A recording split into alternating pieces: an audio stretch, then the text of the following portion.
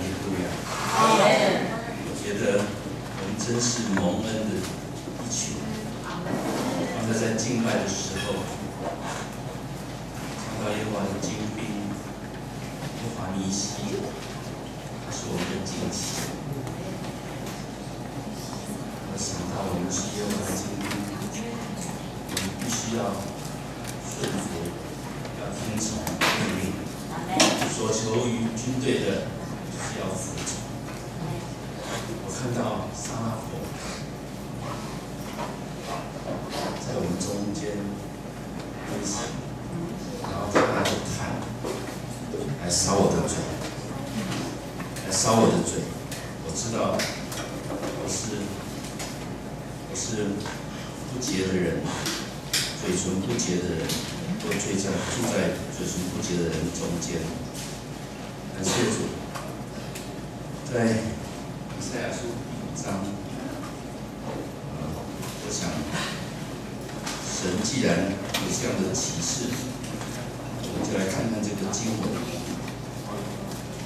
第5章第5节，那时我说：祸哉，我灭亡了，因为我是嘴唇不洁的人，又住在嘴唇不洁的民中。又因我眼见大君王万军之耶和华，有一撒拉佛飞到我跟前，手里拿着红炭，是用火剪从坛上取下来的，将炭沾我的口说：看哪，这炭沾了你的嘴，你的罪孽便除掉，你的罪恶就赦免。感谢赞美主。当我们被神洁净了，就听见主的声音说：“我可以差遣谁呢？谁肯为我们去呢？”我说：“我在这里，请差遣我。”然后他说：“你要去告诉百姓，要是让他们能够听得见。”我觉得神真的是要来洁净我们，因为我们是他的心腹，所求于心腹的就是要圣洁。要圣洁，要从嘴唇开始，因为雅各书告诉我们，若有言语上没有过失的，他就是完全的人。今天上午，感谢主，神再一次的提醒我想也是提醒各位亲爱的弟兄姊妹，我们要从嘴唇开始，要洁净我们的口，洁净我们的言语，让我们的言语就是带着那盐，能够去祝福人。感谢主，今天要跟大家分享不是经营的智慧，是我们每一个人活在这世上都要经营，我们的事业要经营，家庭要经营，婚姻要经营，我们的身体健康要经营，我们的侍奉更要经营。那经营呢，唯一最重要的一件事情，不是唯一，最重要的一件事情就是要有对的人。我们说要有对的人，用对的方法做对的事。其实，在我们一生当中，你的好与坏跟我们的同伴是有绝对的关系。那经营，我先跟大家分享基督徒的工作观。工作就是侍奉，侍奉就是工作。不管亲爱的弟兄姐妹，你今天在哪一个行业，在做什么样的事情，都是在侍奉神。当然，我们在教会在侍奉神，也是在工作。同时呢，我们要在侍奉当中成长，在成长当中侍奉，这是我们的工作观。这是我们基督徒的工作观。那我们也需要怎么样？需要明白一件事情：道成了肉身住在我们中间，充充满满的有恩典，有真理。这讲的是耶稣基督，但他是出熟的果子。每一个都是基督徒，都是要学做基督，要成为基督的，要把基督的生命做成在我们的生命当中。借着我们听到、信道、行道，让我们在实践当中把神的道内化成为我们的生命。感谢赞美主，这是神的心意，要充充满满的有恩典、有真理。也就是说，我们要有一个平衡的生命。所以我弟兄们，哥林多前书14章39节说：你们要切莫做先知讲道，也不要禁止说方言，凡事都要规规矩矩的按着次序行。要有恩典，有真理，要有恩赐，有规矩。感谢赞美主，因为我们原是他的工作，在基督耶稣里造成的。目的是什么呢？为要叫我们行善，就是神所预备叫我们行的。神在我们每一个人生命当中有一个计划，这就是要行善。什么叫行善？行善就是能够让我们的行为成为一个优质的行为，成为一个好的行为。那这个行为从哪里来呢？行善，这个只有一位是善的，所以就是行善就是活好，行善就是活出神的形象跟样式。主耶稣为我们定十字架，他在十字架上说成了，完成了救赎的大功。他的救赎不是让我们仅仅得救，而是要让我们得胜，让我们得荣耀，要进入他的国度，与他同坐宝座。还要让我们生命被翻转过来，恢复与他的关系，恢复他所造的荣耀的形象跟样式。哈利路亚！叫我们行善，就是神所预备叫我们所行的。那今天跟大家分享的是同工的智慧，因为要经营，最重要的就是人。你一个企业也好，在家庭也好，在教会都好也好，最重要的就是人。有人就能够做事。所以在我们北京和撒那，我们在推行每一件事工的时候，我只有一个信念：有主啊，若是你愿意，若是你兴起合适的同工，我们就做。常常有人说：“22哥，你怎么老不做决定？”我说：“上帝会决定。”哈利路亚！每次有弟兄姊妹跟我说：“二哥，我们要做这个做那个。”我说：“很好，你这个从神来的感动非常好，我们一起祷告。其实我在等候他成熟，等候他想好了，立定是要做，你就做吧。要做我就全力支持你去做。就是只有这样的一个心情，就是每一个人自己有从神领受的意向、使命，你去做，那其实能够怎么样能够帮助人呢？怎么样能够做一个成功的人？就是帮助人成功。怎么样帮助人成功？你能做的是什么？你能做的就是给他一个环境，给他一个环境，给他一个合适的环境，让他能够发展他的恩典，发展他的恩赐，发展他的才干，能够在神的心意里面做出来。这就是同工，彼此扶持，互相鼓励。这个世代是一个很可怕的世代。你说孤单，有人说孤单引起的祸患、灾难、困难，几乎占所有困难的一半，都是因为孤单引起的，都是因为孤单引起的。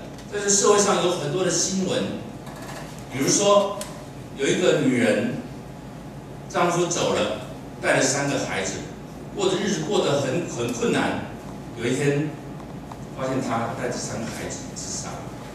为什么？因为她很孤单，她又不想去找别人来帮助。一个人带着3个孩子很孤单，生活上的困难，其次最困难的是她心里面的孤单。她觉得我这么痛苦，我不要让我的孩子步我的后尘，跟我这样痛苦，所以她做了一个决定。我们在外人看来不可思议，但却是因着孤单引起的。这个社会，这个时代有一个病，叫做城市冷漠症。城市冷漠症，这个病非常非常的严重，冷漠到一个程度，不但发生很多的事情，困难在我们身边，我们视而不见，甚至变本加厉。你知道，在大陆有一个新闻，有一个女子，她要跳楼，然后大家在底下想办法要帮助她的时候，竟然有一群小学生走到那边在看。你知道他们怎么说？他们说就这么喊：跳啊，跳啊，干嘛吊我们的胃口？要跳就跳啊，赶快跳啊！城市冷漠症，冷漠到一个程度，他根本看不见人的困难。这就是现在的现象，这个世界的现象。很多人在家里过世了，这孤独的人，没有人照应的人，要经过很长的时间被发现，已经走了很久的时间，这是我们都知道的。所以孤单引起了罪恶。我昨天说家暴哭除，是因为也有一个男士，他妻子走了，带着一个小女儿，很爱他的女儿，可是他真的很孤单，真的非常非常的孤单。于是他就借酒浇愁，就喝酒上瘾，喝着喝着就喝出了家庭暴力，喝成了家暴。这个事情真的是在这个时代非常非常的普遍。感谢主，我们教会的使命是什么？我们教会在这个时代是有使命的。神设立教会，要我们成为什么？明光照耀，要我们成为这个时代的灯塔。神说，耶稣说，你们是世上的光，是世上的盐。他不是说你们是教会的光，教会的盐，是世上的光，世上的盐。那教会的目的是什么？教会的使命是什么？其中有一件很重要，在耶稣他稳定十字架，在以弗所书2章那边告诉我们说，他已经拆毁怎么样？那隔断的墙，使人和睦，使人能够彼此连结。在以弗所书2章13节，你们从前远离神的人，如今却在基督里靠着他的血已经得亲近了，因他使我们和睦，将两下合而为一，拆毁了中间隔断的墙，而且以自己的身体废掉冤仇，就是那记在律法上的规条，为要将两下借着自己造成一个新人，如此便成就了和睦。记在十字架上灭了冤仇，便借着十字架使两下归为一体，与神和好了，并且来传和平的福音给你们远处的人，也给那近处的人。他拆毁了中间隔断的墙，成就了和睦，借着十字架与神和好，使两下怎么样？两下合而为一，两下归为一体。哪两下？哪两下呢？哈利路亚！其实他在圣经里面讲的这个是讲的是外邦人跟犹太人，是两下归为一体。但是他也指的是我们跟神的关系，我们自己里面的人跟外面的人的关系，指着我们跟别人的关系。同时，耶稣基督还给我们一个很大的鼓励。他说：“使人和睦的人有福了，他们必称为什么？神的儿女。”哈利路亚！我们有一个使命，就是要和睦，要自己与神和睦，也要使人和睦。哈利路亚！感谢赞美主。同工的智慧要建立伙伴的关系。神是三位一体的神，他常常说我们。那你有一个我们吗？你有没有我们？我今天上午看了秀娟他们那个小组，哇，在报数，哇，非常非常的精彩啊！你们的小组啊，我就觉得真的神在阳明基金会真的行了奇妙的事，有22个小组了，对不对？奉主的名祝福你们，到明年呢，要有33个小组以上。哈利路亚！就是这样在增长嘛，就是让身体能够强壮起来。哈利路亚！因为每一个小组就能够让弟兄姊妹在里面彼此相顾，激发爱心，勉励行善，能够每个弟兄姊妹能够在那边一起的成长，一起的享受主里面的美好的关系，建立伙伴的关系，要享受喜乐同行的人生。哈利路亚！人生是艰难的，人生是困苦的。等一下我们看传道书第10章，你就知道，真的人生就充满了荆棘。你知道在圣经里面呢，讲到雅歌第1章第2章那边讲到有很有意思的经文，他说那个情人呐、对着他的女友就说什么？他对他的说什么？说你是荆棘里的什么百合花？你是荆棘里的百合花。为什么今天我觉得神感动我，让我看见撒拉佛拿着炭来沾我的嘴唇。我觉得真的是口中的言语真的太重要了。荆棘里的百合花什么意思？也就是这普世的女人啊，比较多是比较爱八卦，比较多比较爱论断，比较多比较在后面说人的话，甚至于当面讲一些刺人的话，讲一些不造就的话，然后讲的他的男人就弯腰驼背，直不起腰，因为他不像创世的时候，神说。把夏娃带到亚当的面前，亚当，这是我骨中的骨，肉中的肉，因为他骨头直不起来，因为这个女人没有帮助他。哈利路亚！荆棘遍地，但在雅歌里面说你是什么？你是荆棘中的百合花。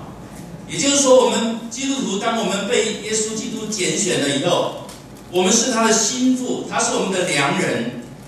生命有一个改变，什么改变呢？我们的言语不再是刺人的。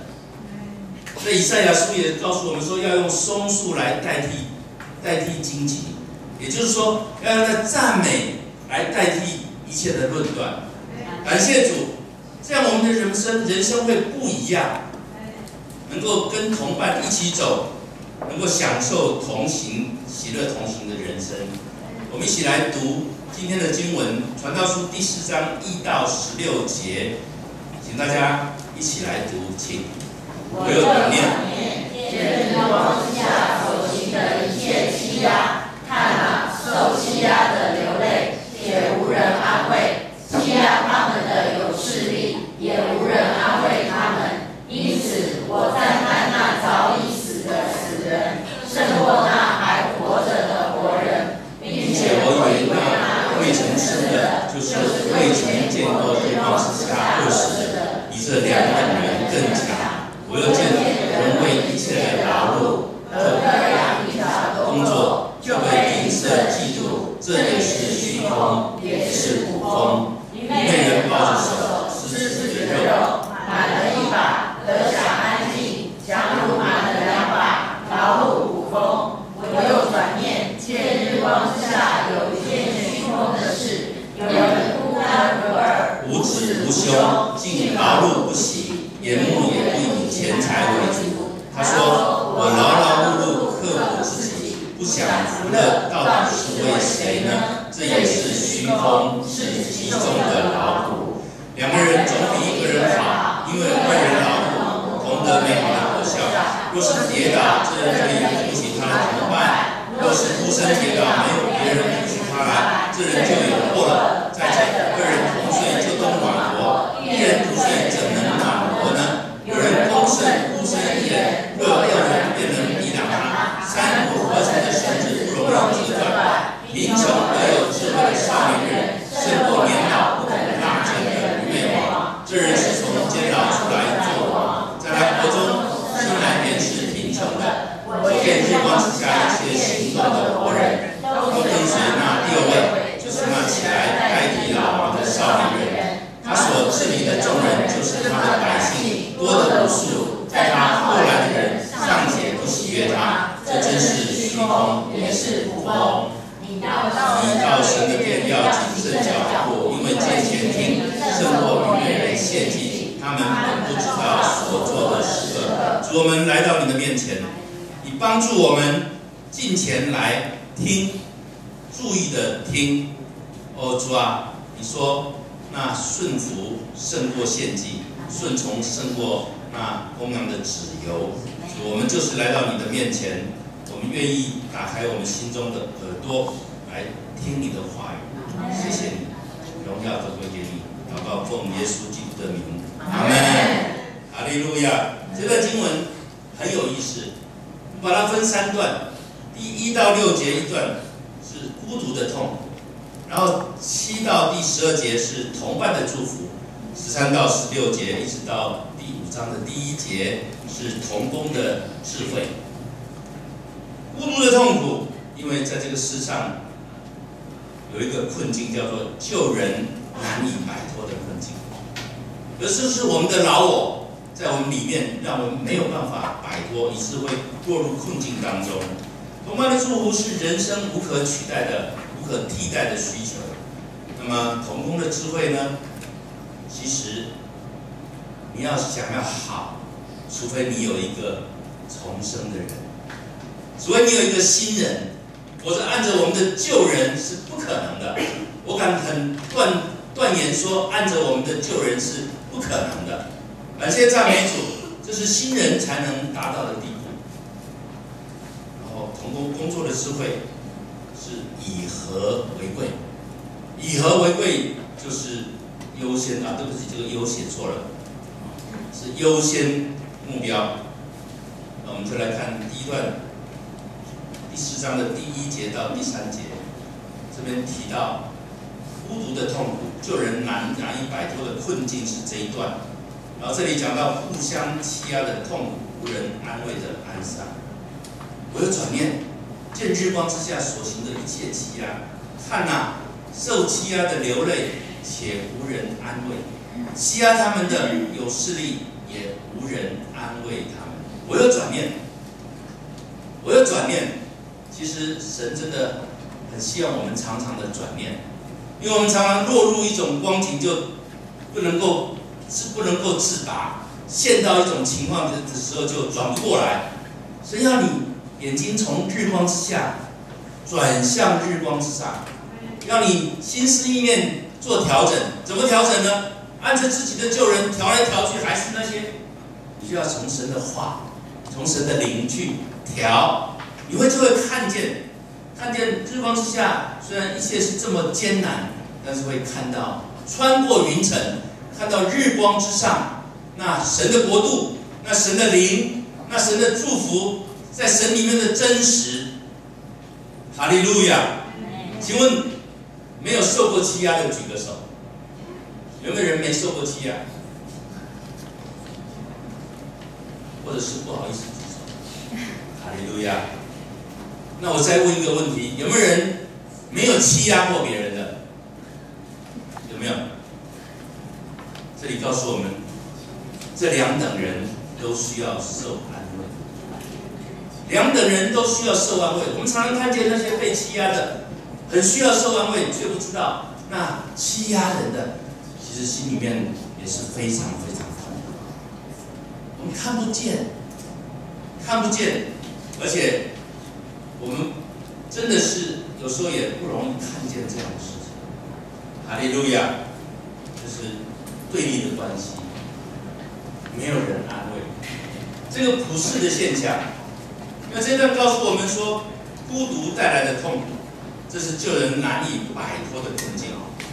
第2节说，因此我赞叹那早已死的死人，胜过那还活着的活人。第3节说什么？说并且我以为那未曾生的，就是未曾见过日光之下饿死的这2等人更强。这有时候比较难接受啊！怎么会说已死的死人胜过活人？那未曾出生的比那出生的强呢？感谢赞美主，因为我们来到这世上，本来会经历很多的劳苦愁烦，非常多的压力重担。那如果说我们有一个永恒的知识，我们知道在永生里面是好的无比，那未曾生的，未曾生出来的生命，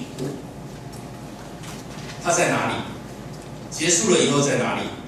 因为他没有经过罪的洗礼嘛，所以我相信一件事情，他将来是在神的国度里面，很难懂。我讲一个故事，你就比较容易懂。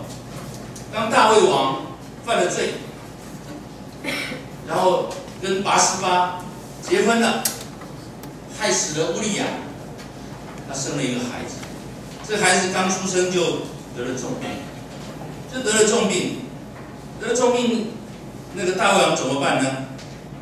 大卫王就怎么样？就禁食，来祷告。圣经告诉我们，耶和华击打乌利亚妻给大卫所生的孩子，使他得重病，所以大卫为这孩子恳求神，而且禁食，进入内室，终夜躺在地上，他是非常非常的忧伤，而且他就禁食。说到禁食，一定是跟着祷告的啦，禁食祷告来求神。然后过了7天，这个孩子怎么样？孩子就死了。这些臣仆很为难，因为他看大卫王这么忧伤，这么痛苦，大家都在想说，要不然你去跟他说，你口才比较好，他比较喜欢你。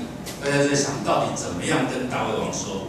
大卫王听见他们在窃窃私语、叽叽喳喳、叽叽呱呱的，他知道孩子死了。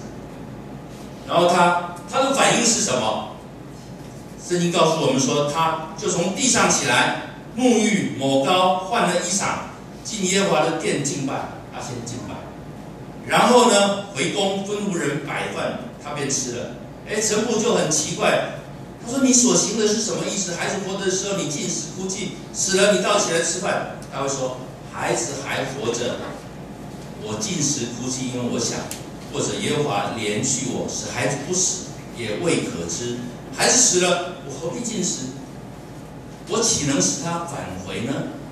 我不能够叫他再回来吗？”但是他接着一句话，他说：“我必往他那里去，他却不能回到我这里来。”这里就让我们看见一个事情，就是这个孩子还没出生，还没有经过罪恶，他在神的怀里。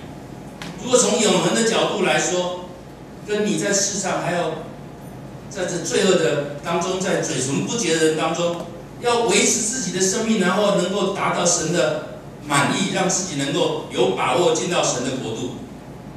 从这样的角度来想，其实有时候还是那个比较好，对不对？他没有经历人生的痛苦，他就直接可以到神的国度。那我们呢？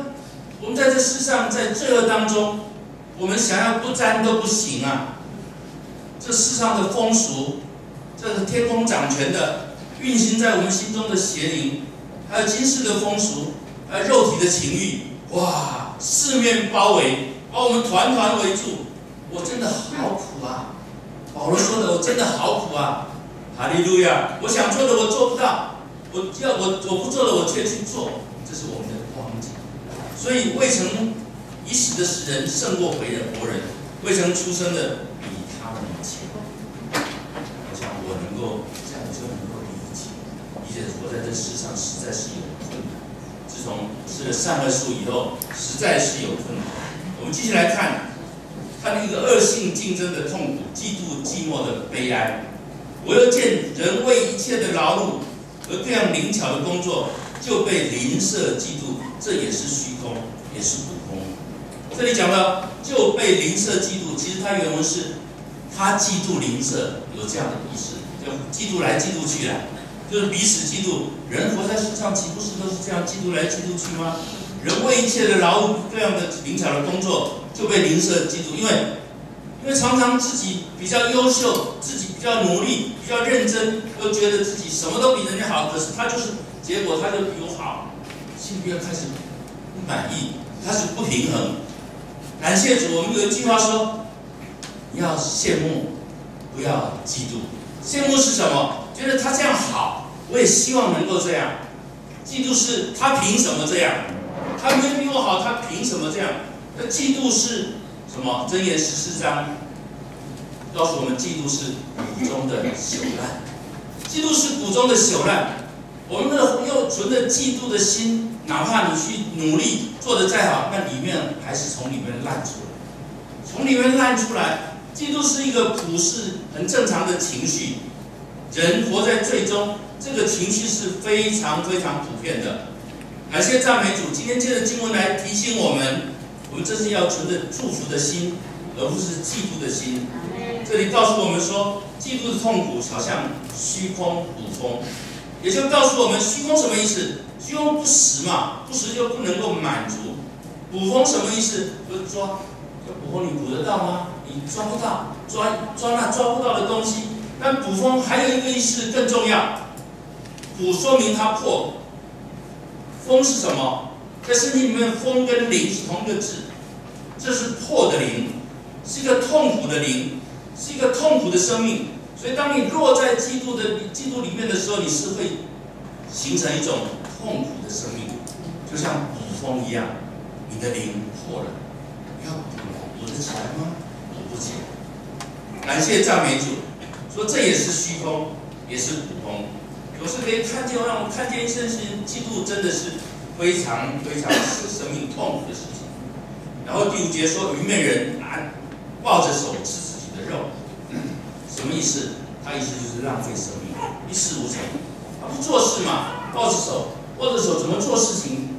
抱着手就是游手好闲嘛，抱着手，而且什么？吃自己的肉，把自己的资源都吃光了。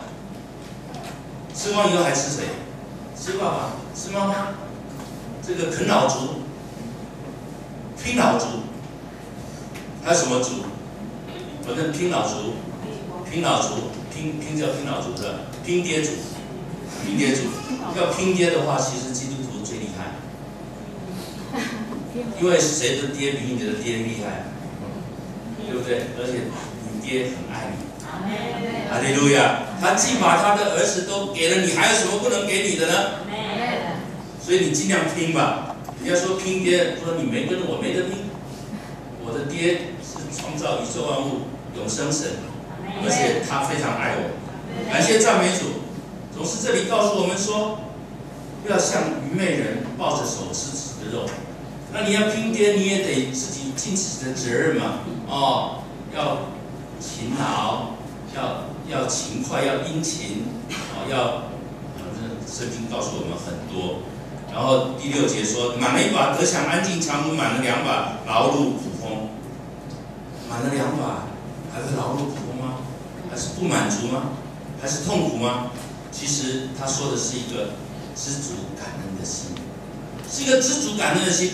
满了1把，这是有用的，你好好去珍惜它，好好去拥有它。强如贪心，贪心就永远不能够满足。吃饭的时候，嘴巴咬着一块，筷子夹了一块，眼睛看了一块，脑中还想一块。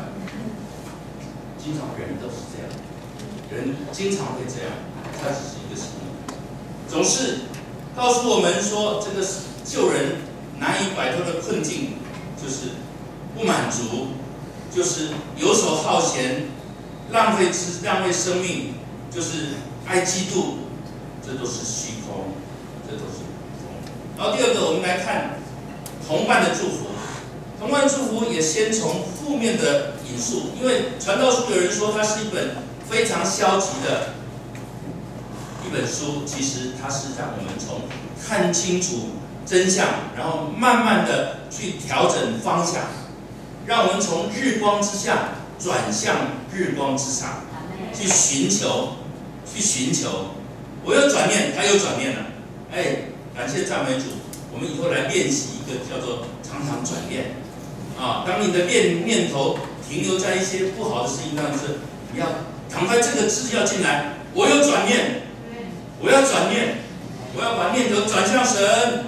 见日光之下有一件虚空的事，有人孤单无二，无子无兄，竟劳碌不息。也不以钱财为主。他说：“我劳劳碌碌，刻苦自己，不享福乐，到底是为谁呢？这也是虚空，是极重的劳苦。但是不满足，因为孤单无子无穷，这样还劳碌不息，到底为谁辛苦为谁？哈利路亚！然后转眼又看见，还是看见虚空的事情，还是看见虚空的事情。这虚空的事情是什么？无人分享，无人担，无人一起的承担。这个虚空是什么？是为谁辛苦，为谁忙？亲爱的弟兄姐妹，你是幸福的，我是幸福的，因为我们同有一个家。这个家是可以分享，可以彼此承担的。这个家是永生神的家，这个家比世界的所有的家都宝贵，因为这是神给我们预备的。你只有在这个家里面被喂养、得安慰、得饱足，你自己的世上的家就能够怎么样？能够因着这样的缘故，能够蒙福。哈利路亚！我相信有的家虽然现在不是全家都信主，我相信他会因着信主的弟兄姊妹，让这个家蒙福，让这个家被神祝福。好，那再来看崇拜的祝福，就进到今天的主题经文了。两个人总比一个人好。创世纪第2章第1节就说，耶和华说：“那人独居不好。”那人独居不好，什么都好，创造了什么都好，包括黄金都好了。他这边写了比信盒，有珠宝，有黄金，对不对？他说神看那黄金是好的。所以，亲爱的弟兄姊妹，钱财不是罪，有钱不是罪，哈利路亚，贪财才是罪。神是祝福我们有钱。他说黄金，他说那黄金是好的。所以说两个人总比一个人好，因为二人劳碌同得美好的果效，分享的喜乐多。二人劳碌同得美好的果效，这个工作得果效，这果效这个意思，它有薪酬的意思。也就是说，两个人一起劳碌，就可以彼此分享所得的。他劳碌还有一个成功的意思，也就是说两个人一起同工，一起创造成功，一起同心兴旺主攻，一起迈向成功。它是让人能够努力，然后一起去得着成功的果效，得到一切的薪酬，它有这样的意思。所以，两人劳碌同得美好的果效，这也是一种分享的喜乐。有首歌不是这样说的，它是分享的快乐。分享的快乐，加倍的多，分担的痛苦，格外的轻。有一首歌这样唱，对不对？分担的痛苦，格外的轻。感谢主，这人跌倒，这人可以扶；有人若是跌倒，这人可以扶起他的同伴；若是孤身跌倒，没有别人扶起他了，这人就有祸了。这是一种分担，这是一种分担。特别是当你人生好像一个旅途，在旅途当中有同伴跟没有同伴是差很多的。有时候生死就在有同伴跟没有同伴之间。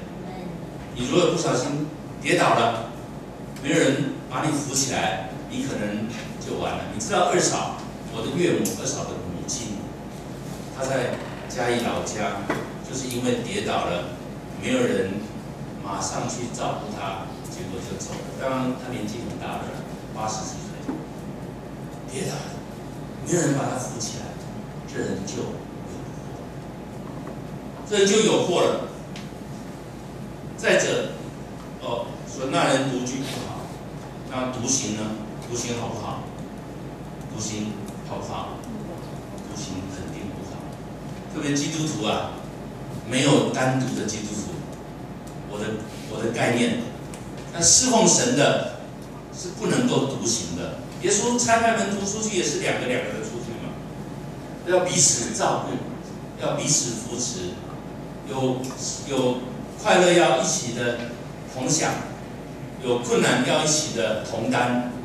感谢赞美主，我们阳明浸信会现在正走在一条蒙福的道路，因为这么多的小组在座，我不晓得有没有人你还没有进入小组的，赶快进入小组，保证你生命会快速的成长，保证你的喜乐指数会不断的提升，你会享受到这种同工的喜乐、同行的喜乐。感谢赞美主，独行不好，独食好不好？吃的没意思啊！你今天吃鲍鱼、吃龙虾，吃了一个人吃，还不错，没有人跟我抢。明天再让你吃来吃去，就好像没有昨天那么香了。后天再叫你这样连续吃了几天，这不管是不同的山珍，好像吃到后来你觉得索然无味。你自己一个人吃嘛，所以佩莹每次我跟二嫂回来的时候，他就帮我们安排要吃那个，要吃那个，因为这分享，你明白吗？这就是分享。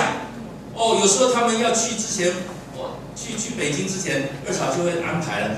第一天要带他们去吃什么，第二天要带他们吃什么。哎，亲爱的弟兄姊妹，有人说基督徒就应该苦哈哈的，错，哈利路亚，要活得开心，开心就是硬道理。吃东西开不开心？开心啊！那就常常跟弟兄姐妹一起吃个，不需要很好，不需要很贵的就能够吃得开心，对不对？对，一起吃就开心嘛。因为里面有个调味料叫做什么？爱，里面加了爱，所以那东西吃起来特别香甜。感谢赞美主，两个人总比一个人好，因为同甘共苦，二人劳碌同得美好的果效，因为分享成功。哈利路亚！若是跌倒，有人扶起他来，这人就有福了。这是相对就是这样嘛。所以彼此扶持就能够必获得福。人生当中真的是有很多的困难，当你有人与你同行，哒哒哒哒哒哒，那首歌会唱吗？当你与我同行，我就不怕困苦不及。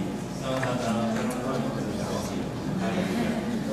总是说到与神同行，与弟兄姊妹同行，真的是非常非常蒙福的事情。再说，再者二人同睡就都暖和，一人独睡怎能暖和呢？所以很多人都讲到这是夫妻的祝福。那其实同睡它是表达一种亲密的关系。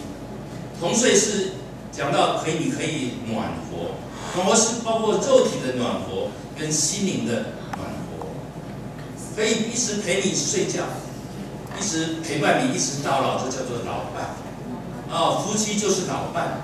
但是弟兄姊妹可不可以成为老伴呢？也可能嘛。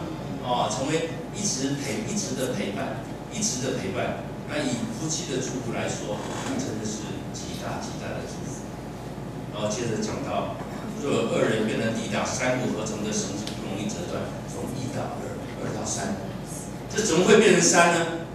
两个人怎么变成3呢？因为有主在我们的中间。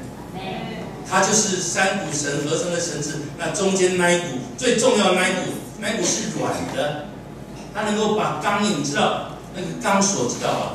钢索外面都是钢的那个锁子，这样缠在，里面有一根棉线，柔软的，让这个钢索能够弯曲，让这个钢索能够更加的柔中有刚。哈利路亚！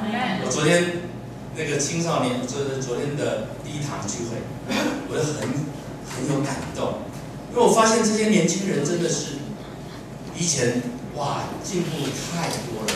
从他们敬拜当中，我发现他们不再像以前那么激情，但是是一种温柔的激情，是一种冷冷的热，是一种淡淡的浓，是一种怎么样的苦？怎么形容？我忘记了。感谢苦的相对是冷冷的苦。哈利路亚！感谢主。3股合成的绳子不容易折断，告诉我们说，有同伴就能够有温暖和睦的安息。然后呢，因为3股合成的绳子不容易折断，这是在我们人生的道路当中能够刚强得胜，是因为有十字架的大功，因为耶稣基督做成了十字架大功，让我们能够放下老我，让我们能够与人同行。你要与人同行，有好的同伴，首先你要自己要成为好的同伴。就好像耶稣说，那好撒玛利亚人是什么？是邻舍嘛，对不对？要爱邻舍如同自己，明明是好撒玛利亚人去爱那个受伤的路人，怎么说好撒玛利亚人是邻舍呢？这是一种互动。你要成为一个好，要找一个好的同伴，最好你自己先成为好的同伴，你就马上就能够找到好的同伴。然后我们再来看同工的智慧，哈利路亚！这是一个新人才能达到的地步。我们请大家读一下，我喝一口水。少年人胜过年老不肯纳谏的愚昧王。这人是从监牢中出来做王，在他国中生来原是贫穷的。我见日光之下一切行动的活人，都随从那第二位，就是起来代替老王的少年人。这个少年人贫穷，但是有智慧。有智慧就是他会选择，他选择当走的路，他选择当做的事，他选择当想的，他选择当信的。我曾经跟弟兄姊妹，大陆的弟兄姊妹跟他们分享，什么是罪？什么是罪？要表层的罪是什么？表层的罪就是你做了不当做的事情。其实，在圣经里面告诉我们说，你们若知道行善不去行，这就是你的罪了。雅各书告诉我们。你若知道行善而不去做，这就是你的做。在神的标准是，你不做没有做当做的事就是罪。在我们世界的标准表层是说，你做了不当做的事就是罪，但是在基督徒，你没有做当做的事就是罪了。深层的里层的罪是什么？里层的罪就是里面那一层的，就是你想没有去想该想的。而是去想不该想的，在这个世界，在社会不是罪，在地上的国度不是罪，你爱怎么想怎么想怎么想。但是耶稣告诉我们说，你心里若是怎么样恨人，这就是杀人了；你动了一念，就是犯奸淫了；你去想不该想的，就是罪。那你没有去想该想的，这也是一种罪。那深层的罪是什么？深层的罪就是你没有信那不当信的，你一定要菩萨、草、木头、石头、金属去做的。那眼睛不能看，眼睛不能看，耳朵不能听，嘴巴不能说的那些偶像，你去信那不当信的是罪。那你没有信当信的，这是一个消极的一个积极的。所以罪在我们世界上的标准，只有那做了不当做的才是罪。但是做一个基督徒，你要不但不做不当做的，要做当做的，要想当想的，要说当说的，要信当信的。哈利路亚！感谢赞美主。这个贫穷说明他没有，所以没有而有智慧，说明他是一个谦卑顺服的人。这样的人容不容易接近？容易接近，因为他不狂妄，不骄傲，然后而且他有智慧，他胜过年老不肯纳谏的愚昧王。这什么意思？年老不肯纳谏的愚昧王，就是从字面上我们可以理解，就是当一个人掌权以后，他就听不进别人的话。他所有的心思意念都集中在我怎么样能够守住我的这一块，不要被别人来取代，所以他不肯改变，他不愿意听别人的。当然老了就硬了嘛，为什么叫老顽固不叫小顽固？老了就刚硬啊，他吸收，他不肯改变，所以别人的话也听不进去。他不愿意给别人机会，所以人家跟着他也没有什么，觉得没盼望嘛。跟着他永远没有机会，他不肯把机会给别人，不肯纳谏。但是这也说明了一件事情，就是他是我们的老我，他是我们的老我。我们让自己老我做王，然后把神从宝座上赶下去，不肯纳谏，这个老王就会被贫穷而聪明的少年人取代，就会被他取代。这人是从监牢中出来做王，在他国中生来是贫穷的。感谢赞美主。这是对。他说：“我见日光之下，一切活动行动活人都随从那第二位，就是起来代替老王的少年人。第一个人是谁？第一个人是这个贫穷智慧的少年人，胜过年老不可纳谏的愚昧王。这是告诉我们，权钱知识都是我们手上所拥有的，其实是风险很大的，常常把我们的生命向下拉。为了要守住这些，我们就开始坚硬、刚硬，开始去怎么样？去走老人的路。老人路就是贪心嘛，就是硬心嘛，就是疑心嘛，就是走老人的路。感谢赞美主。然后呢，其实第二个是监牢出来的作王，在他国中生来是原是贫穷的。他也告诉我们一件事情，他是一个新人，他是一个罪得赦免的新人，从监牢出来的一个新人。那我们是不是可以去思想，当我们蒙恩得救的时候，神让我们成为新人，神让我们成为新人，可是你会渐渐这个新人在你里面就渐渐的被世俗的风尚被影响了。被这个不同的价值影响，就慢慢变成不肯纳谏的老王。然后我见日光之下一切行动的活人，随从第二位。第二位是谁？第二位就是那少年人，对不对？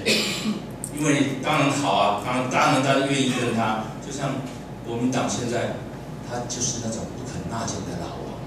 所以今天落到这个光景。其实真的要为他们祷告，求主帮助，能够成为怎么样？成为一个新人，能够重生，能够重生。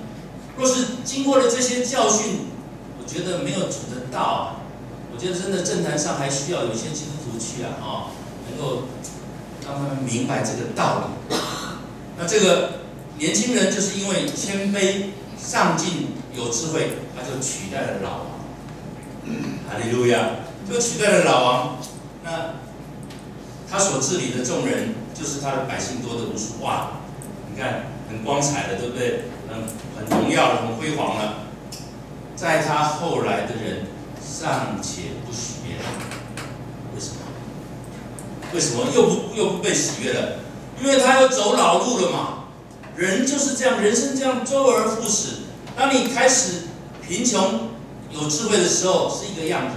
当你掌权了以后，慢慢就沉沦了。你知道习近平啊，就是抓了很多的贪官污吏，这些贪官污吏难道每一个人一开始就是这样吗？很多人开始的时候是有理想、有抱负，但是他一旦进入那个光景当中，就会被改变。周而复始的提醒，要谨慎自守，否则的话，你起来做王了，在他后来的人尚且不许悦他，这真是虚空，也是普空。太阳底下、日光之下没有新鲜的事情，对不对？不是这样周而复始。什么人能够不这样周而复始呢？基督徒，因为有神的道，有那新鲜的道，你不至于像驴子磨磨这样转圈子，绕来绕去都是在那边绕。我们有一条路。是永生的道路。我们有一条路是通往天国的路，这条路需要你要常常的转念，常常的更新变化。感谢主，这是一个很好的提醒，叫我们要谨慎自守，要警醒祷告。然后要怎么做到呢？给我们一条路，要建立与神的关系。你到神的殿要谨慎脚步。因为近前听胜过愚昧人献祭，他们本不知道所做的是恶。哈利路亚！你要常常来到神的面前，要谨慎脚步。脚步是意思就是也是脚步就是我们所走的道路。我们所走的道路，走的每一步的道路，你都要谨慎哦，不要去走岔了，不要去走偏了，而且要近前听，要努力的。认真的听，而且知道愚昧人献祭胜过愚昧人献的祭，因为他们本不知道所做的是恶。但是，亲爱的弟兄姊妹，你知道吗？你知道，我知道，我们都是有福的。我们知道什么是神悦纳的，什么是神不悦纳的。即便你现在不知道，你向神祷告求圣灵光照，不是照别人，是照你，你就知道了，就知道当行的路。感谢主，要建立与神的关系。那么要建立与神的关系，怎么开始呢？从人开始。耶稣说：“你们坐在一个最小的身上，就是坐在我的身上。”你怎么样表达对神的爱呢？你说：“主啊，我好爱你哦，我可以在他面前祷告3天3夜。可是你一看见人就讨厌，因为你们好不圣洁啊！你看你们都这样，你们都不好，这样不好，那样不好。这叫做爱神吗？有没有爱神？来到教会奉献，然后洗得干干净净的，穿得整整齐齐的。看到这个也讨厌，看到那个讨厌，因为你们不圣洁，因为你们没有神的形象，因为你们不公义。这样的人算不算爱人？爱神？算不算爱神？你们觉得这样算爱神吗？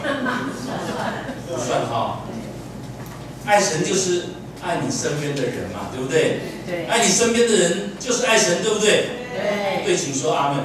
阿门。哈利路亚。感谢赞美主，要从人开始。这个习近平在这次10月11的他们国庆的时候，他引用了《诗经》的一句话：“靡不有初，显克有终。”就是没有人开始的时候不认真的，也不能这么说。就是每一件事情都一定有一个开始嘛，不可能没有开始。而且大部分开始的时候，那个人都是用一个对的心态。就我们来针对那些他被抓的贪官污吏，我相信有很多后来被抓的那些人，开始的时候真的是都很认真、很努力、很有理想的。那为什么会？因为周而复始的循环。当他有钱以后，他就开始就改变了。显克有终，就是很少有坚持到底的。特别提醒我们要有始有终，而且要善始善终。我觉得这件事情，萧牧师跟李牧师，这是我们很好的榜样，就是坚持到底。怎么样选择方向正确的，就坚持到底，一路往前走。经过了很多年的困难，我昨天真的很感恩。昨天这个整个做得满满的，很多都是新面孔，我就为你们非常的感谢神。我也知道你们走对了路，我知道你们真的是坚持到底，就一定不只是得救，还会得胜。哈利路亚！那这是我自己的感动，要归正位置，恢复秩序，谦卑顺服。这是神给我的感动。每一个人都要在自己的位置上面，要按照秩序。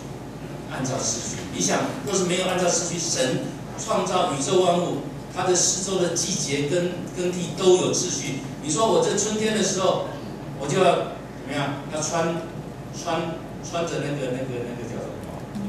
那个羽绒服，那不把你热坏了，对不对？你这个季节明明是种什么？这个季节种什么的？反正就是你种了不是季节的东西，它就长不好嘛。所以没有在神的秩序里面啊。你要说晚上我不睡觉，然后猪啊，你让我早上早起，而且精神很好，就没有在神的秩序里面嘛。就要在秩序进到神的秩序，特别今年是不是犹太历5776年，今年是喜年呐，前几天才进入喜年，这个喜年是神悦纳的年。感谢赞美主，但是这个喜年其实有很多的现象，真的告诉我们说，主来的日子近了，要警醒、谨守，在神的面前要进入自己的位置。我不知道神不知道你什么位置，你要赶快祷告，主啊，你把我放在什么位置？我要进到位置里面，因为我是耶和华的精兵，精兵就要各卡自己的位置，要与主一同的征战。你知道主怎么样与你同在？主怎么样与你同工？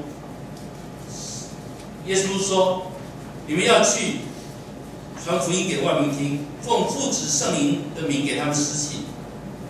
我所吩咐你们的，你们要教训他们遵守，我就与你们同在。”马可福音第16章20节，当耶稣升天，门徒就出去宣传福音。圣经告诉我们说，门徒出去宣传福音，主就与他们怎么样？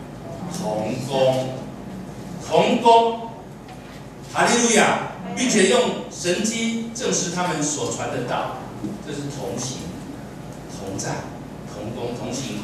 还有其他的经文，而且赞美主就是要谦卑顺服。最后做一个从头再把这个纲要再分享一下。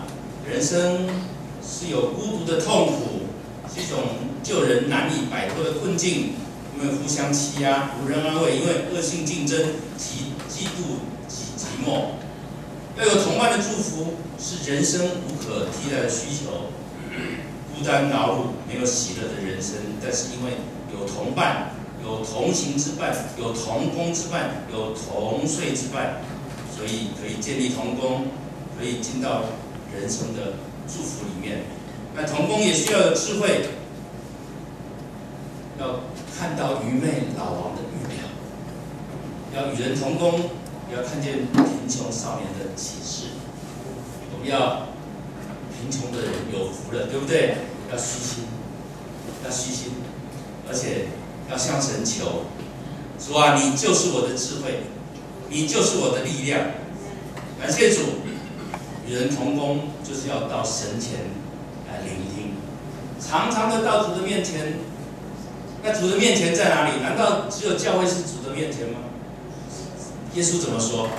在地上有2、3个人奉我的名聚会，我就与他们在他们中间，对不对？所以你们在小组里面，只要你们彼此分享，一起祷告，神就在你们中间。哈利路亚！只要你们一起赞美神，耶稣说什么？在圣经里面，诗篇第22篇第3节说什么？耶和华住在用以色列的居所为他，以色列的赞美为他的居所，为他的宝座，对不对？所以当你们赞美的时候，当我们彼此分享的时候，耶稣的宝座在你们中间，耶稣就与你们同在。他的宝座会有生命河的水怎么样？会流出来，流在我们的中间，来滋润我们的生命，来医治我们的生命，来给我们丰盛的生命。感谢赞美主。所以做一个结论就是，工作的智慧是以和为贵，因为圣经告诉我们说，使人和睦的人有福了，必称为神的儿子。罗马书14章17到19节，我们一起来读，请。因为神的国不在乎吃喝，是在乎公义、和平，并圣灵中的喜乐。在这几样上是清清的，就为神所喜悦，又为人所称许。所以我们不要追求和睦的事，要彼此建立和心的事。不要追求和睦的事，不要就是一定要，很强调的跟你说，一定要用怎么样？要用追求追求是什么心啊？你有没有追求过女朋友？有没有追求过男朋友啊？你们不会，都是男的追女的。追求女朋友那种心啊，要用那种心来追求和睦的事。感谢主，很有功效的。做的事情伤了感情不好，因为没有和睦，为了利益坏了关系不好。利益是什么？利益有时候包括人的立场。人的老我，人的想法，人的意见，这都是利益。我们常常为了自己的利益缘故，把自己搞得很辛苦。因为顺服就是什么？就是蒙福嘛。啊，顺服就舒服了，顺服就舒服了。当你学会了，你就蒙福了。这世界上，我们不是做事就是做人，我们又做事又做人。那到底哪一件事重要呢？是做事重要还是做人重要？都重要，对不对？但是你要有一个优先顺序，就是要以做人为先，在做人的基础上面去做事，这样就成就了和睦。感谢主。最后，我们用这4句，大家一起来宣告，请理解人间的悲剧，体会教会的使命，领受圣徒的特恩，享受同心的祝福。感谢主，所以说我们感谢赞美你，谢谢你今天上午给我们这段时间一起来分享你在经上给我们的教诲。愿你圣灵常常的浇灌充满我们，让我们得着力量，让我们知道也能够去行道，让我们不只是知道，而且去行去实践，让你的话成为我们的生命。因为耶稣基督，你明明的说，你的话就是灵，就是生命。你明明的告诉我们，你是我们生命的粮，我们需要你，我们爱你。愿你按照我们心中的渴慕来成就一切。感谢赞美你，祝福阳明浸信会，是吧？更加的兴旺，满有你的同在，满有圣灵的恩膏。祷告奉耶稣基督的名，阿门。